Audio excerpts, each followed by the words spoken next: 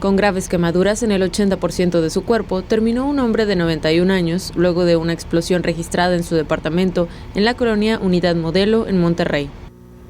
Aparentemente, una acumulación de gas LP fue la causa de la explosión luego de que el hombre, quien vivía solo, dejara la estufa prendida para mitigar el frío. El lesionado, identificado como Emilio Lucio López, de 91 años de edad, fue atendido por paramédicos al presentar quemaduras de segundo y tercer grado, por lo que fue trasladado al hospital de zona.